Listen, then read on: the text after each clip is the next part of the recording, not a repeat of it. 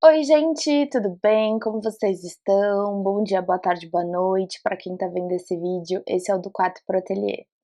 E antes da gente começar, já se inscreve no canal se você não for inscrito, deixa aquele like, deixa um joinha e comenta, que ajuda demais a gente. E bom, para quem tá vindo aqui pela primeira vez, meu nome é Guarido, eu sou curadora e pesquisadora de arte focada em arte brasileira e eu apresento aqui toda quarta-feira uma nova conversa com artistas sobre uma obra ou uma série. E a nossa convidada de hoje é a Vivian Kakuri. A Vivian Kakuri utiliza o som como veículo para cruzar experimentos de percepção em questões relacionadas a condicionamentos históricos e sociais. Por meio de objetos, instalações e performances, seus trabalhos criam situações que desorientam a experiência diária e, por consequência, interrompem significados e narrativas aparentemente tão entranhadas como a própria estrutura cognitiva. Escreveu o livro O que Faça a Música, investigando os primeiros discos de vinil feitos por artistas plásticos no Brasil, publicado pela Sete Letras e vencedor do Prêmio Funarte de Produção Crítica em Música em 2013. Recentemente lançou seu primeiro disco de vinil gravado no órgão do Conservatório Estúdio Acústico no norte da Suécia e seu segundo livro, uma compilação de textos sobre sonoridades na arte brasileira publicado pela Bloomsbury, New York City. E com isso eu chamo a nossa artista de hoje, a Vivian. Oi Vivian, tudo bem? Como você tá? Contam Oi, as Guarido. coisas. Tudo bem? Acabei de voltar para casa depois de um mês viajando. É sempre muito intenso quando você está fora, porque você acaba trabalhando para os dois, para sua terra natal e o lugar onde você está. Agora eu já estou de volta, estou feliz. Mas assim, estamos na reta final do ano, então eu acho muito legal a gente falar um pouco sobre tudo que aconteceu nesse ano. Eu acho que essa conversa é um pouco sobre isso, né? Você teve um ano super intenso, vários projetos, muitas coisas acontecendo, muito sucesso, né? Não tem nem como falar. Agora no final do ano, então, nem se fale. Me fala um pouco de você. Começou muito cedo, assim, eu não tive muitos dramas em escolher o que eu queria fazer. Sempre soube que eu queria fazer algo com criatividade, sempre gostei de escrever também. Sempre desenhei desde pequena e tinha muitos músicos na minha família, que o contato com a música, instrumentos musicais, sempre existiu. Não sou de uma família super privilegiada que poderia, tipo, não vou trabalhar para ser artista. Não era assim, nunca foi. Para mim, desde criança eu sabia que a vida é trabalho e essa é a verdade. O trabalho é o que ia me trazer estabilidade, sucesso, independente do que eu fizesse. Então eu tive bastante apoio para escolher ser artista, fazer faculdade de artes, fazer mestrado. E no começo ainda, quando eu não era só artista, né, fiz muitos outros trabalhos junto para, enfim, ganhar dinheiro, também poder pensar melhor como eu ia fazer o meu trabalho sustentável, autossustentável. Então, foi muito precoce. Assim. No ano que vem eu completo 20 anos da minha primeira exposição. Até meio vergonha, assim, que eu revelo um pouco a minha idade, mas com 17 anos eu fiz a minha primeira exposição, era uma exposição grande, que era uma paralela da Bienal de São Paulo, que existia, hoje em dia não é mais feita. Então eu fiz essa paralela, foi incrível, assim. Então foi a primeira vez que eu falei, tá, ok, então aqui é ser artista, sabe? Usar o espaço, conseguir conceber uma ideia, realizar o trabalho. Eu tive essa primeira experiência aos 17 anos, então começou tudo muito cedo.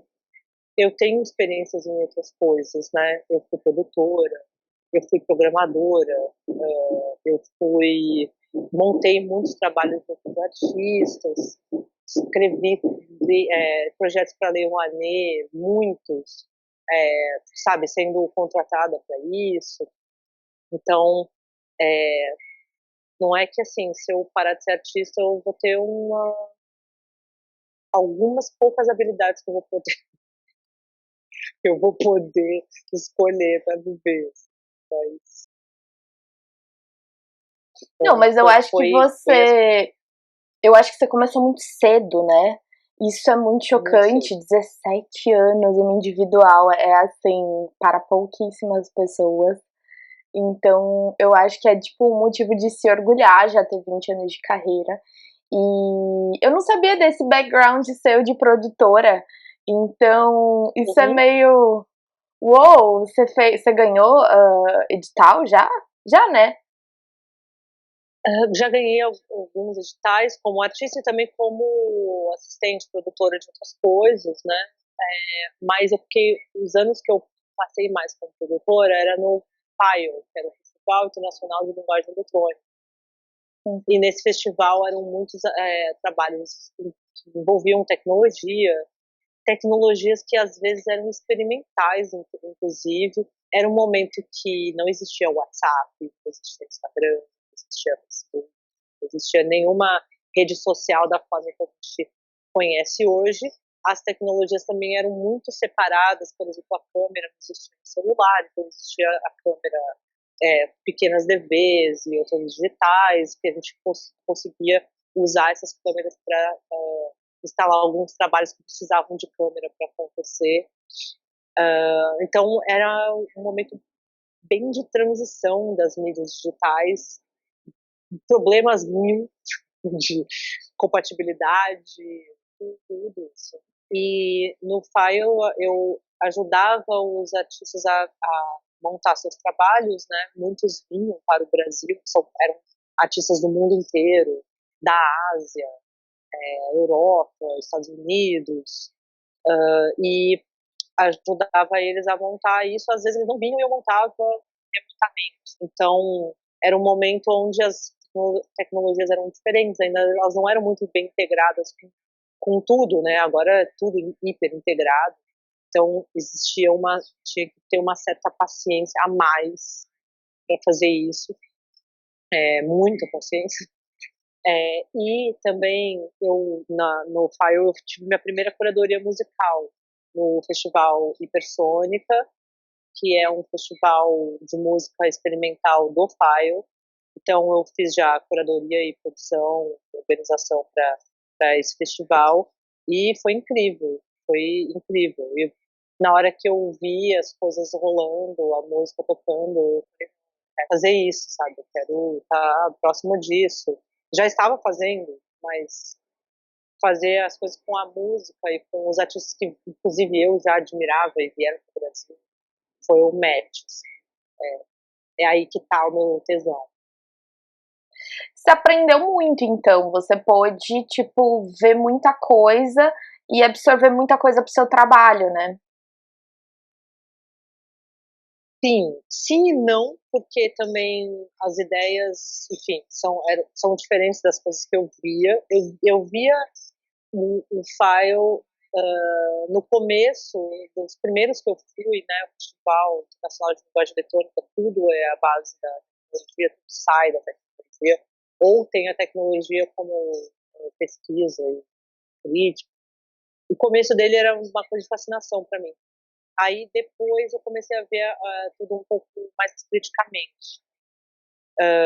Existia, por exemplo, muitos trabalhos que lidavam com reconhecimento facial. Isso nos anos 2000, onde isso ainda era um ensaio, né, do Nossa! que...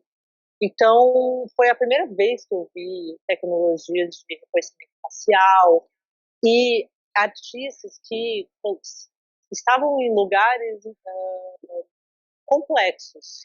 Por exemplo, vendiam essas tecnologias depois para empresas. Então, de um lado é entretenimento e aí também depois vira algo muito próximo das tecnologias de vigilância. E aí, assim, comecei a pensar e também ver alguns trabalhos de forma crítica e pensar o que eu queria, o que das minhas ideias precisavam necessariamente de tecnologia e outras não, sabe? Uhum. Então, foi por isso que desde o começo eu resistir a esses rótulos de artista sonora ou artista. Existia essa coisa de arte e tecnologia, esse nome, arte e tecnologia, então é mídia artista.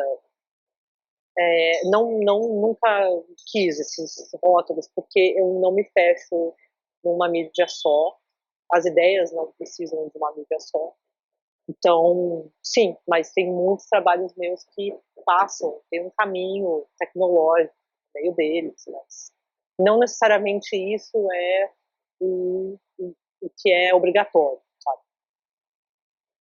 Não, faz bastante sentido. Eu acho que seus últimos trabalhos, principalmente, eu não consigo nem pensar nessa nomenclatura, porque você transpassa isso de muitos modos, né?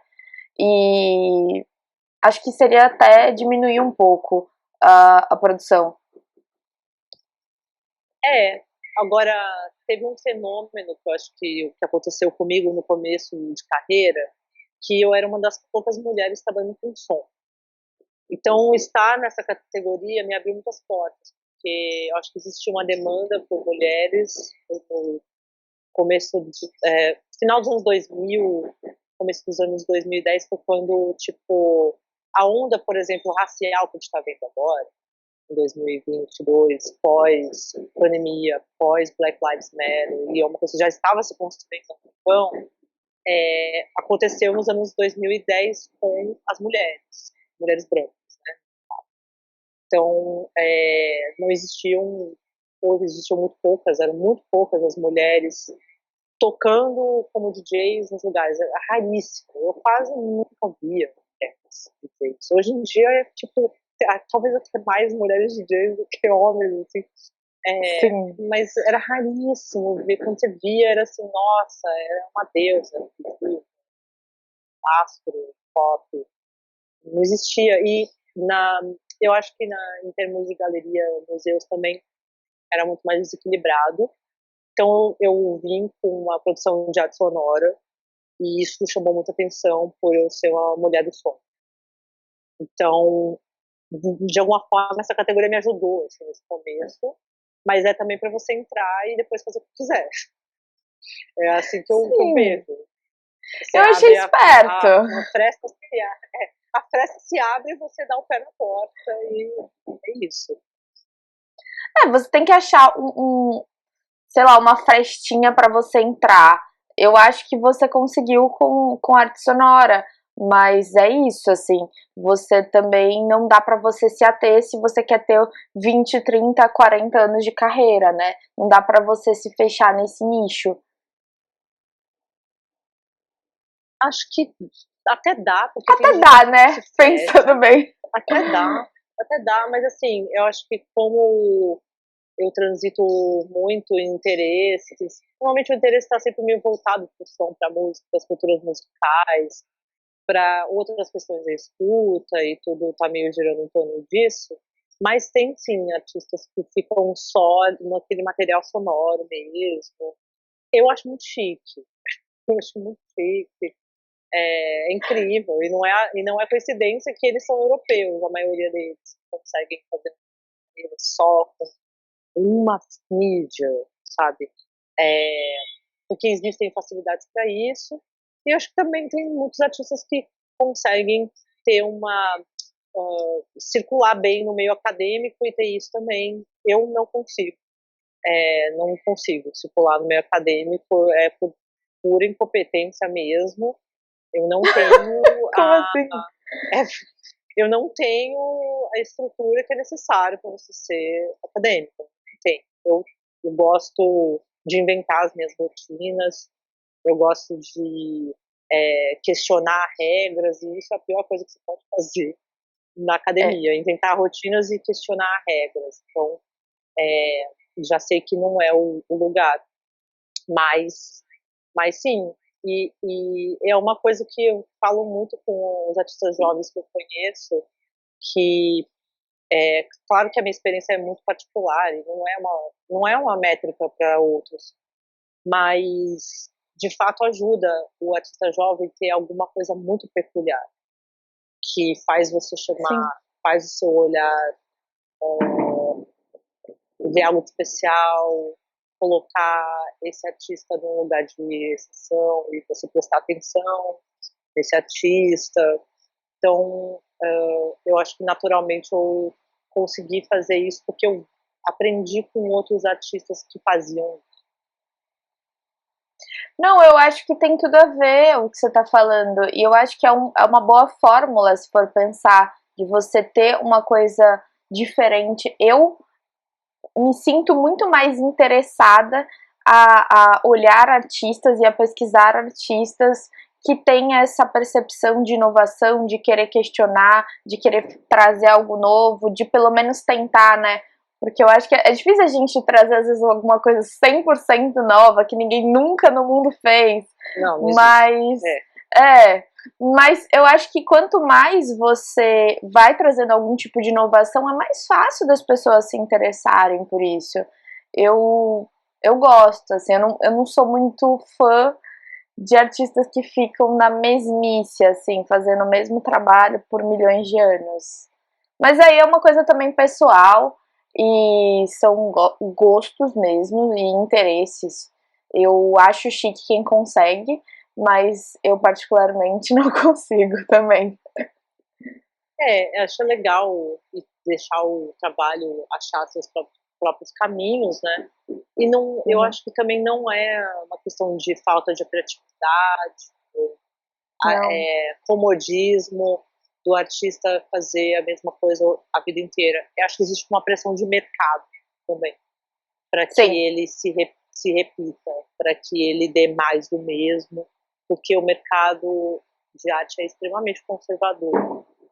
Então, as novidades de um artista, mesmo conhecido, demoram um certo tempo para serem absorvidas e tratadas como uma produção legítima.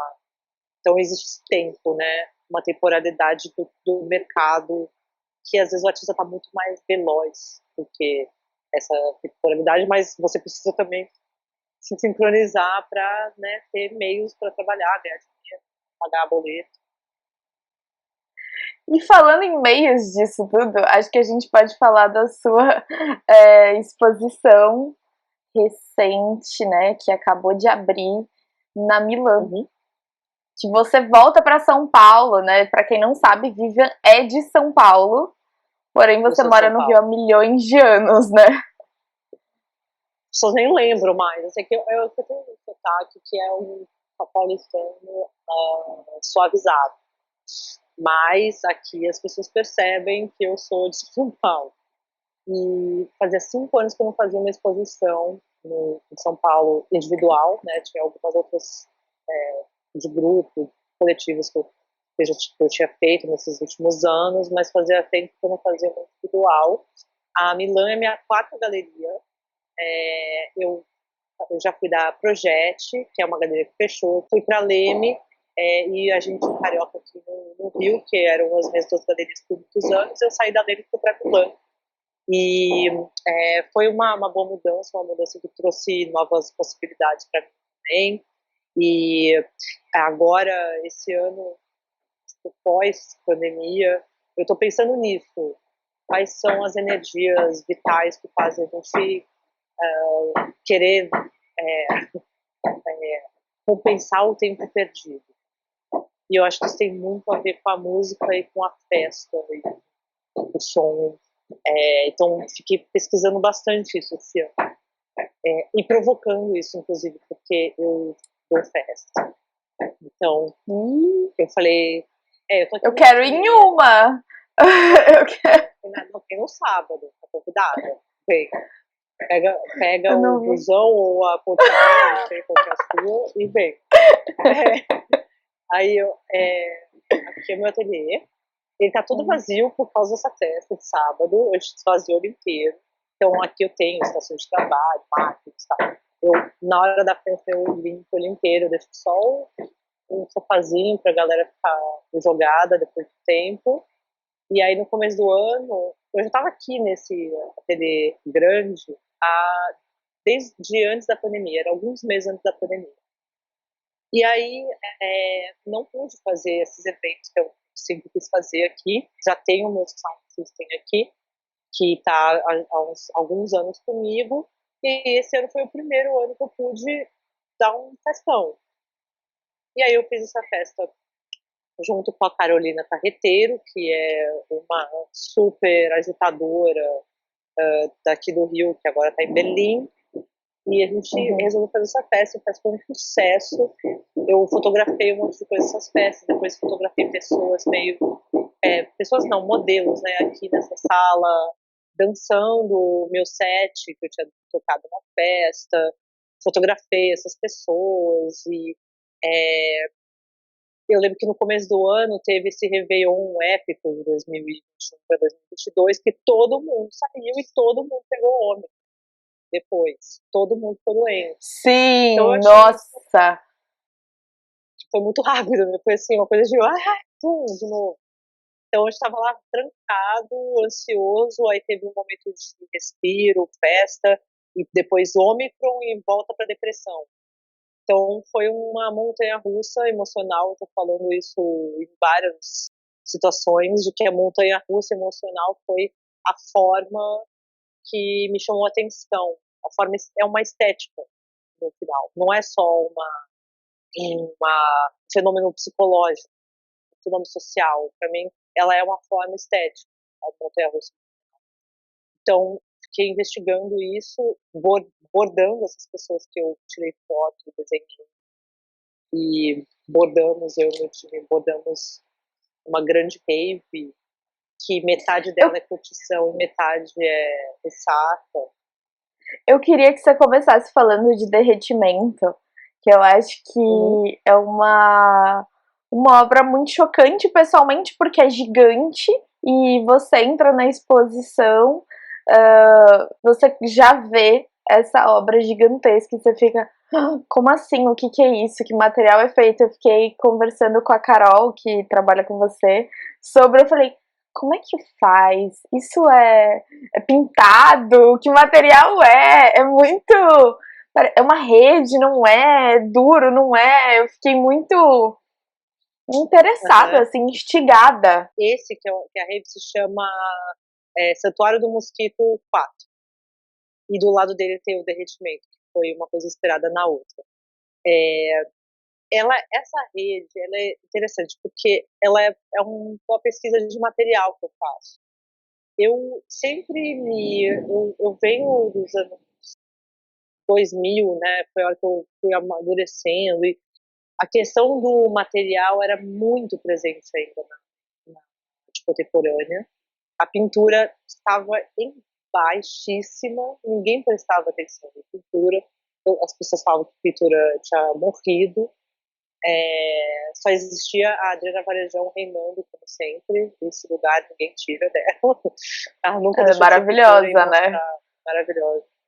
E aí, então eu sempre prestei atenção em materiais, eu sempre fiquei pensando em como criar uma pesquisa de materiais e que eu também pudesse ter liberdade com ele, um material que me desse prazer, porque eu não gosto de trabalhar com nada, que seja instrumento musical ou instrumento digital, musical, ou que seja lápis, boiva, madeira, coisas que não me dão uma sensação de recompensa rápida, porque eu gosto de sentir o material e sentir o prazer e ir adiante nele.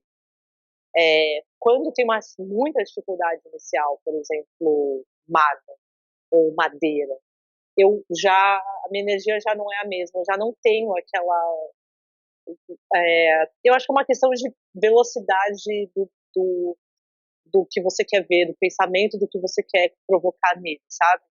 De todas, eu acho que talvez a pintura seja a mais rápida, né? Porque você consegue criar ação e reação. Com toda certeza. Então esse material eu fui ao longo de 5, 6 anos agora, explorando todas as possibilidades dele. Ele é uma rede plástico, que é uma rede de grafiteiro, então é uma rede que está integrada na arquitetura, né, um material que é usado em janelas, e uma outra tela de proteção, que são essas telas de fachada de prédios. Então dessas eu tenho bastante também. coisas que eu fui.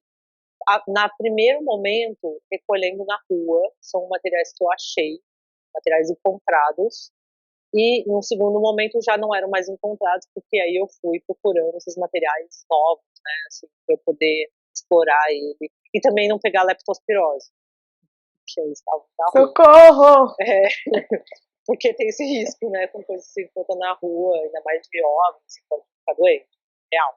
Aí, Gente, eu achei esses materiais, essas telas, durante uma performance que eu fiz por 4 anos, 3 a 4 anos, se chama Caminhada Silenciosa.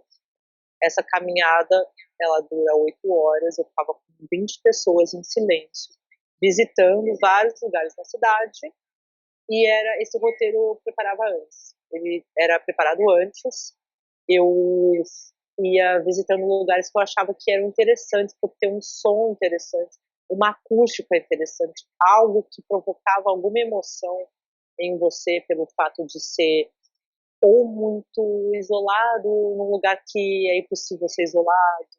No Rio tem muitas dessas ilhas urbanas que são pequenos oásis dentro de lugares muito depredados e tal. Então, fazia uma coleção desses lugares e levava as pessoas, e era assim, muito incrível, quase 40 dessas. E aí eu achei esses materiais em uma dessas caminhadas. Na verdade, essas caminhadas me deram quase todos os materiais. Aí eu fui pesquisando esse material, quais os potenciais limites desse material, e eu descobri que ele desfia e ele segura a tela, mesmo desfiado, ele é extremamente resistente. Ele aceita bordado, ele aceita pintura, ele aceita vincos, ele só não aceita temperatura. É a única coisa que ele não aceita, temperatura alta, porque ele distorce. Então, eu acho que nessa exposição você vai ver a pesquisa mais adiantada que eu tenho desse material. E é uma tela que ela parece uma gaze, ela também pode parecer um tecido, ela tem uma certa rigidez, mas ela também é maleável. Então, eu acho que ela é muito interessante de trabalhar. Eu tenho muitos experimentos nela, assim, e a exposição, metade dessa exposição da minha irmã, ou boa parte dela, é feito nessa tela. e você vê os detalhes dos bordados, é muito, muito interessante. E realmente é o que você falou, lembra uma gaze. Só que é uma gaze firme, que acho que Aham. dá essa possibilidade, né? E você traz essa temática da festa que você estava falando, né? E eu achei muito interessante, porque eu conheci o seu trabalho numa, numa exposição no Manrio, naquele prêmio Aham. Pipa, onde Aham. tinha os paredões, né, os sound systems com as velas. Eu lembro até hoje, não, foi muito marcante esse trabalho. Que isso? O que está acontecendo aqui? E depois você pesquisou muito isso, né? E agora você trazer um outro lado da coisa que eu acho que faz muito sentido, que é as festas e como isso se coloca nesse outro lugar. Eu achei muito interessante a maneira com que você está trabalhando essa pesquisa. Obrigada. Eu acho que é bem isso que você está falando, tipo, na oratório, eu coloquei subwoofers, né? São as caixas graves, né? Do som, empilhados, é um totem, E são subwoofers que não são esses típicos de baile funk, são subwoofers comuns, de palco comum, assim.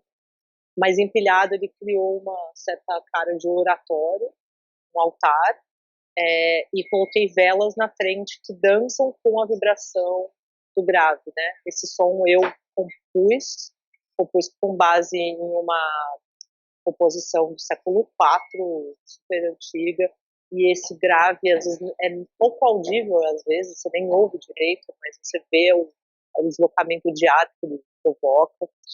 E nessa exposição do Mano, lá no Prêmio Pipa, fui finalista, eu já estava com as telas estavam presentes nessa sala. E nessas telas eu recortei a forma desse altar nas telas. Então ela é como se fosse a sombra bidimensional, né, um fantasma do oratório. Então eu venho bastante tempo trabalhando com essa ideia de fantasma, que a tela me provoca, né, pelo fato de ela ser transparente, pelo fato dela também ter uma sombra e dela parecer uma coisa que ela tá entre dois estados de solidez e gasoso, um pouco, sabe, pelo fato de ela ser muito transparente.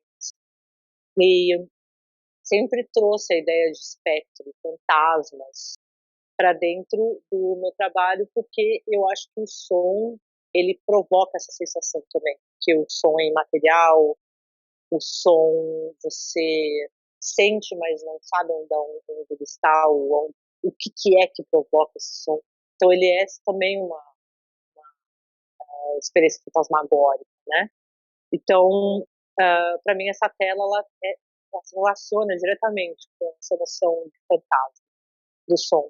E na exposição da Milan, eu trouxe a ideia de sombra também, porque são trabalhos transparentes, mas que o bordado, pelo fato da tela ser transparente, o bordado ele é algo mais sólido e mais grosso e denso do que a tela. Você vê a sombra do bordado na parede. Então, em todas essas ideias de euforia, de grupos se reunindo, dançando, alucinando, o derretimento é um momento mais psicodélico também da exposição, você vê a sombra disso na parede. E porque eu acho que a festa, como todas as coisas humanas, elas têm uma sombra.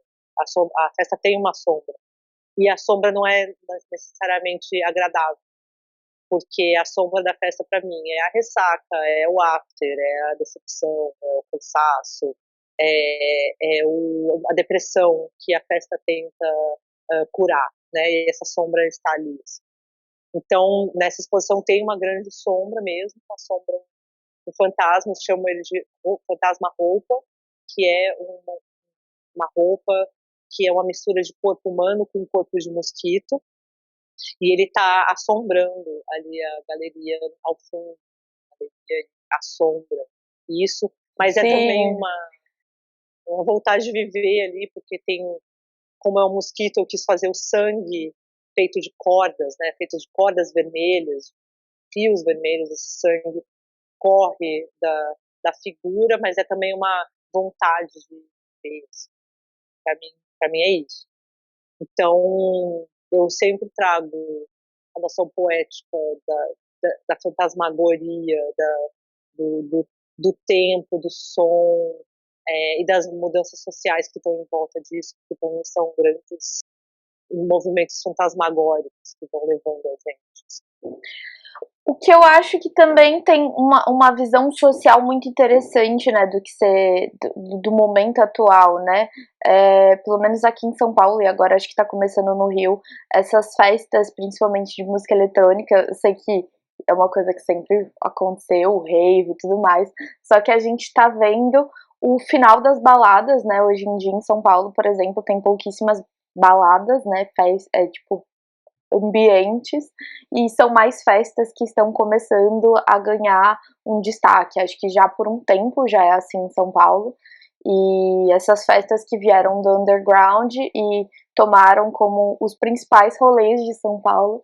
E agora no Rio também tá assim, né? Todo mundo tá migrando pro eletrônico, todo mundo só vai em festas assim. E eu acho que eu não vi ninguém fazendo um trabalho semelhante. Eu achei muito interessante isso, porque precisava, eu acho que é muito, muito fresh esse assunto. E eu acho que dá muito pano pra manga. E ouvindo você falar sobre, fez muito mais sentido a tua exposição agora. A gente conversou um pouquinho na abertura, mas eu achei que tem muito mais, amarra mais as coisas, principalmente aquele mosquito lá no fundo, e que também é uma pesquisa sua, o mosquito, né, não dá os sons disso tudo, você já trabalhou bastante com isso, e ver que você não excluiu isso, você só trouxe de uma outra maneira, introduzindo de uma outra forma, eu acho que vai amarrando, né? Acho que 20 anos de carreira vai se amarrando. Total. Não, e tem a ver também com a minha história, porque eu sou essa pessoa millennial que, enfim, teve a adolescência na internet e que eu baixava muita música eletrônica no momento onde, tipo, existiam as raves em São Paulo, falsificava identidade para entrar nas festas, tentar entrar nas raves e conseguia em algumas, outras não. Depois, tipo, mais pra frente também. Então, teve um momento ali que eu fiquei mais gótica e depois, tipo, voltei pro rolê. Então, é legal que você vai vendo a transformação, né, do que nós somos através das festas. Eram muito diferentes, com propósitos muito diferentes. E a presença da tecnologia, da rede social, muda tudo, né? Muda tudo as festas. Do jeito de se vestir, as expectativas, a como ela é organizada, assim. E eu acho que agora, na velocidade né, do smartphone, essas festas acontecem de uma forma ainda mais efêmera, porque são muitas, são várias e não são coisas que têm uma estrutura underground. Elas já são hiperprofissionais. Eu acho que começou assim, de algum modo, underground, mas que se tornou muito profissional muito rápido. Muito rápido, E, muito rápido. e eu acho bizarro o fato de que outro dia eu tava no TikTok e tem um nicho que é review de festa. E aí mostra a festa como se fosse review de restaurante, sabe? Eu falei, que isso? Eu não sabia que existia, que podia existir uma coisa dessa, mas é muito acho que é um nicho. Não, é um nicho e também uma visão bem consumidora, né, do que é a festa, assim. E eu acho que as festas já se põem com essas marcas, esses estandartes do que elas são, do que elas representam. Então, quando você vai lá, você vai esperando um pacote de experiências que tem que estar lá, né? Porque eu acho que Berheim é o exemplo maior disso. Você vai no Berheim, você vai ver sexo explícito, golden shower, sabe? Então, tipo, se você não viu isso é porque a festa não está entregando o que ela deveria. Então, eu acho que mudou muito. Claro que isso sempre teve, né? Essas bandeiras das festas nos anos 2000, 2010, sempre teve essas festas com nomes e com propósitos, com identidade. Mas acho que agora tem um nível diferente da experiência efêmera da festa, porque pelo fato de ter mais, serem mais velozes, mais rápidas. E eu acho maravilhoso que a gente ou uma parte de nós jovens, pessoas que ainda não têm filhos e pessoas que estão aí soltas no mundo, colocam uma grande parte da expectativa e da felicidade mesmo na mão dessas experiências efêmeras.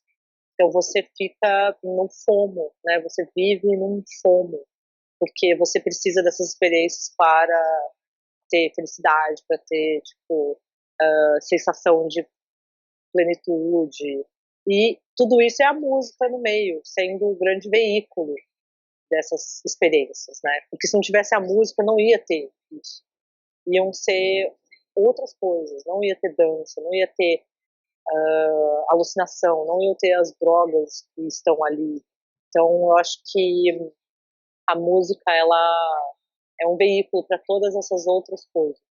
Ela é o barco, ela é um navio que leva o cruzeiro da loucura. E também é que nem o artista leva a arte para todos os lugares. Sem isso não existe museu, não existe galeria, não existe nada, né? A gente precisa disso. E sim, acho que a música traz essa relação. Até porque eu acho que quando você tava falando sobre música, eu lembrei muito sobre como música é memória também, né? Você tá num mau dia, você às vezes quer melhorar, você põe uma música alto astral, aí se você quer ficar mal mesmo, chorar, aí você põe uma música mega de triste, e tem todos esses humores que a música traz. Você quer lembrar de alguém, de algum momento, você põe uma música X ou Y. E como comida como outras coisas também são, tem esse fator da memória. Mas voltando um pouco no que você acabou de falar, eu acho que o FOMO é muito real para principalmente, acho que da geração millennium pra frente, né? Principalmente hoje em dia que é adulto, que não tem filho, assim, acho que até quem tem filho, talvez, esteja nesse com FOMO, certeza. Eu né? fico mais ainda. Eu acho que existe o FOMO, e eu acho que não é à toa que a gente gera os antídotos para ele, né, imediatamente. Então, nossa, pelo menos o meu feed do Instagram é cheio de propagandas de apps de meditação, apps de ansiedade, apps de procrastinação. Então, é interessante como a gente tem que gerar os próprios antídotos das coisas que a gente produz, né, e das cidades que a gente constrói. Então, eu acho que a música, ela fica bastante nesse lugar. Eu acho que ela é peculiar em relação, talvez não comida, mas em relação à arte contemporânea, que eu acho que a música, a natureza dela é coletiva. A música eletrônica, ela é feita pensando não em um corpo, mas um conjunto grande de corpos. E a música, ela nasce assim, ela nasce para o outro, ela nasce para a sociedade. Sociedades tradicionais não separam a música de outras atividades. Então, ela funciona como um modulador emocional, social. Então, trabalhos monótonos e chatos, como lavar, e passar e costurar, são feitos com canto. Em muitas sociedades canta para dar o ritmo do trabalho. A música, ela é totalmente amalgamada nessas atividades, e a gente, que nós queremos ser ocidentais, não somos, né? Separamos essas coisas. A nossa cultura contemporânea de grande cidade urbana separa a música do resto para poder compartimentar essa música e vender essa música como experiência, o objeto, né? O objeto que era mais verdade há algumas décadas atrás. Mas a música, ela é um anabolizante também. Tipo, tem muitas pesquisas que falam que atletas que ouvem música têm um desempenho maior, parecido quando eles tomam um tipo de anabolizante. Então, a música realmente, ela modula funções sociais do corpo, que seja trabalho, que seja religião, que seja esporte, atividade, felicidade. Ela está ali para modular e direcionar essas energias. A energia da produtividade, a energia do louvor ao Deus, a entidades específicas. Então, eu acho que ela é um organizador dessas vontades, desejos. Eu acho isso muito interessante, porque de fato, toda vez que eu vou escrever, assim, eu tava escrevendo uma tese, eu sempre punho uma música específica que me fazia render mais.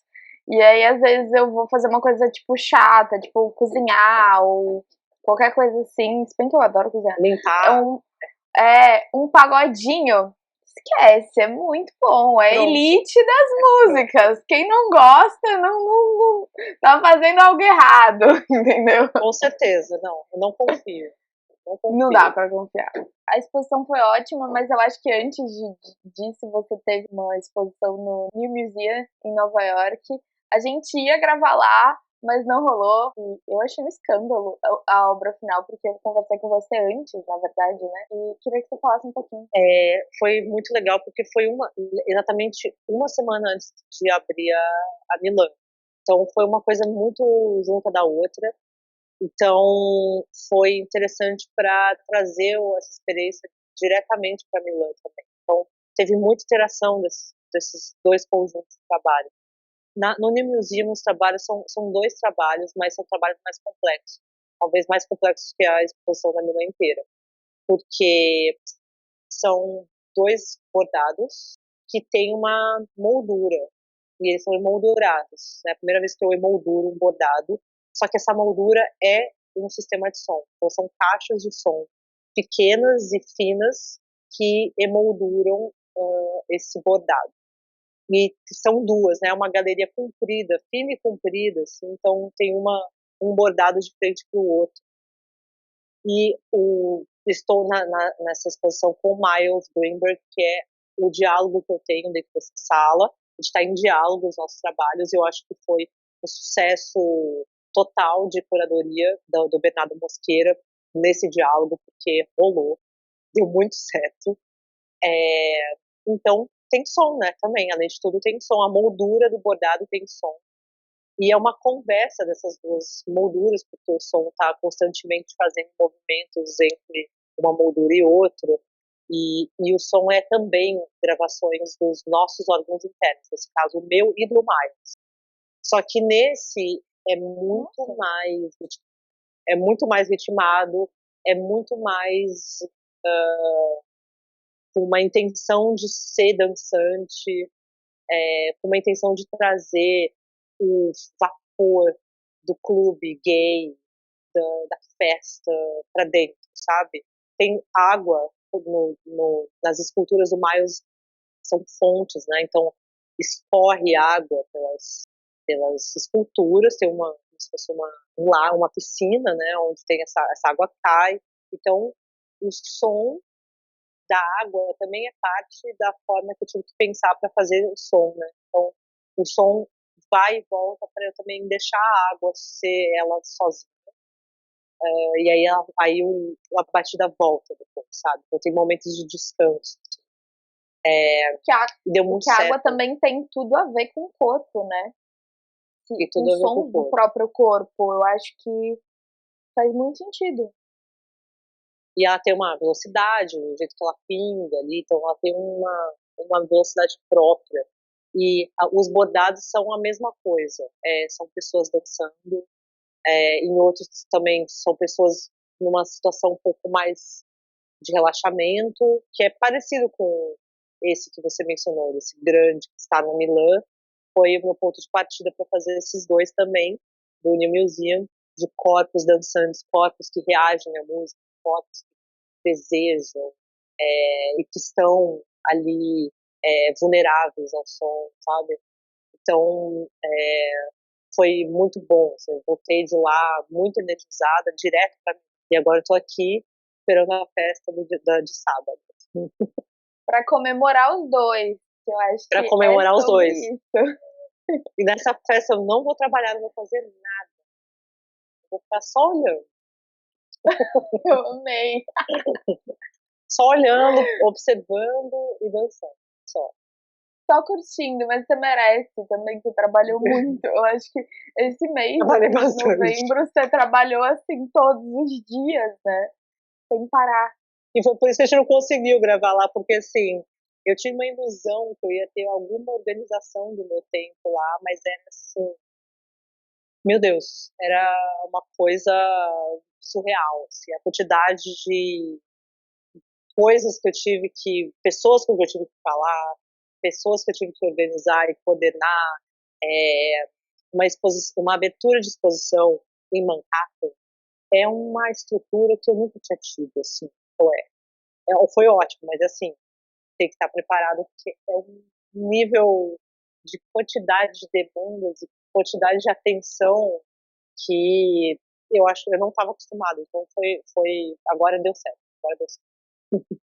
Não, mas eu acho que deve ser uma experiência muito doida. E eu fico pensando se aberturas normalmente já é desgastante, porque Porque você começa assim, às vezes você fala, ah, vai ser rapidinho. Aí você vê 10 horas, aí quando você vê já é 7 da noite, e aí tem uma outra coisa acontecendo, e você vai indo, vai indo, e é isso, você não tem hora pra E é acabar. desse jeito. A gente deu uma festa, eu e o Miles, a gente deu uma festa depois da abertura, foi ótimo também. E foi bom pra comemorar. Então deu pra comemorar, assim, deu pra ir ver também um pouco da cidade. Mas naquele momento de montagem de Nova York, eu compus todo o som lá na galeria. Então, eu tava Nossa! compondo, porque eu não conhecia o meu equipamento, eu nunca tinha visto essa moldura ficou pronta para a exposição. Eu tinha preparado algumas coisas de sons que eu sabia que iam dar certo, mas eu precisava dos sons do meu corpo e do dele para fazer isso acontecer e ouvir a sala, que é o principal, né? Então, não adiantava nada fazer antes, eu ia ter que sentar lá e refazer tudo.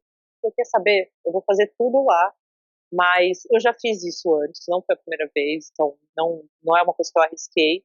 Deu certo, mas é um nível de atenção maior ainda do que só montar as coisas, porque você precisa pegar e cavar um espaço seu para fazer aquilo lá e com todas as interrupções que você vai ter no caminho. Mas no final deu muito certo. Aí que importa. E eu acho que a gente tem que celebrar cada vitória, cada Com ganho, certeza, porque são difíceis, não são. A gente faz parecer são fácil, mas não difíceis. é. Nossa, não é nada fácil, nada fácil. E é isso mesmo, eu acho que é, a situação de festa, essas coisas são realmente, tem uma coisa espiritual na festa, né? Que é de, tipo, se sentir feliz junto com os outros, agradecido, se sentir vivo, e eu acho que agora, nesse fim de ano, é só isso que eu quero. E a minha cachorra, só, É isso, só, você tá me inspirando a dar uma é isso. festa, que eu tô enrolando pra dar também, então vamos ver se vai rolar. Acho que agora eu até animei. Me chama pra tocar que eu topo. Amei! Sim, eu vou. Se não for pra tocar, eu vou te chamar pra você vir de qualquer maneira. Você já está convidada, se rolar.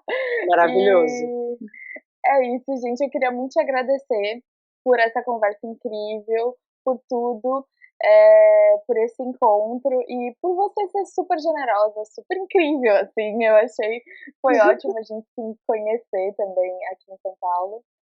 E Também adorei, Guariba, adorei mesmo. Eu tô adorando seu canal, cada vez mais incrível. A única pessoa que tá fazendo o que você tá fazendo é você. obrigada! Eu tô muito feliz, de ouvir isso de você. E é isso, gente. Eu queria agradecer todo mundo que ficou aqui até agora com a gente, que assistiu essa conversa.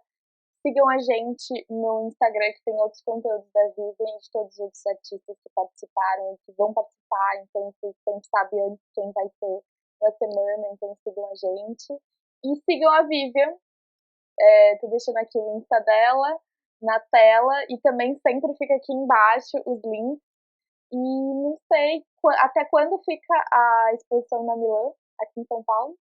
Até dia 17 de dezembro. Então corram para ver. E em Nova York, para quem estiver lá ou quem for para lá, fica até que dia? É dia 3 de fevereiro. Ah, então dá tempo, olha, que final de ano, para quem vai viajar, vão lá ver a Vivian, marquem ela.